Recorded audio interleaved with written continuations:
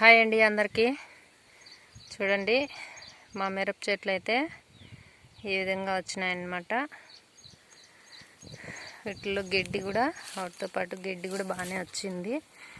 చెట్లు అయితే చూడండి ఈ విధంగా ఉన్నాయి. ఇంత హైట్ అయితే వచ్చినాయన్నమాట. ఇంకా మందులు అయితే ఒక్కసారి వేసినామంతే, ఇంకా వేయలేదు. గడ్డి కూడా దానితో పాటు అయితే వచ్చేసింది. మేము గడ్డి మందు అయితే కొట్టలేదు.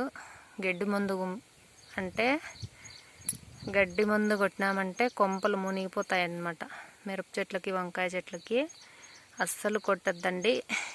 ఈ మిరప వంకాయ ఇట్లా అంటే ఒక్క టమోటా తప్ప మిగతా ఏవైనా వాటికి గడ్డి మందు కొట్టినామంటే చెట్లు ఎఫెక్ట్ అయ్యి చనిపోతాయి అన్నమాట. చెట్లు చాలా వరకు అయితే చచ్చిపోతాయి అన్నమాట.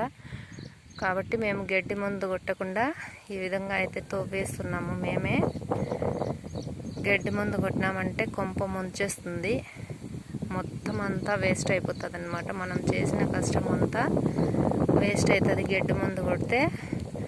సో వీటికైతే గడ్డి మందు అయితే కొట్టద్దండి.